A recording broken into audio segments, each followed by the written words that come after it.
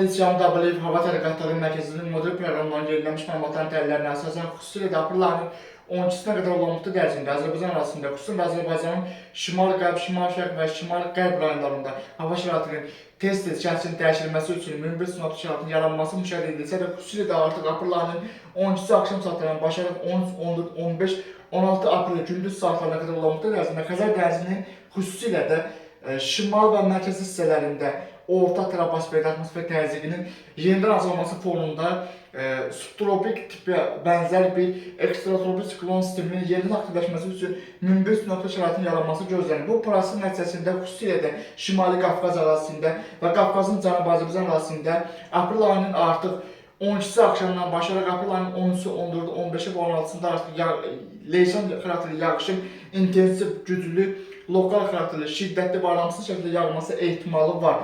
Bugünkü model təhlillərinə əsasən xüsusilə də Şimali Qafqazda və Qafqazın Cənubi Azərbaycan ərazisində, Azərbaycanın xüsusilə də Böyük Qafqazın şimal-şərq yamacları olan Quba, Qusar, Xasmaz, Şabran, Xızı, Siyazın, eyni zamanda Dağlıq Şirvanda yanğıtların maksimal həddinin 250-350 mm-dən də artıq yağması ehtimalı var ki, bu da o deməkdir ki, kifayət qədər təsir edici bir atmosfer hadisələrinin baş verməsi riski yüksək qiymətləndirilir. Bu prosesin ümumi xarakterini artıq diqqətlə nəzərə salanda biz görürük ki, xüsusilə də Böyük Qafqazın şimal-şərq yamaclarındakı yanğıtların intensiv, güclü, lokal, şiddətli və aramsız şəkildə yağması ehtimalı var.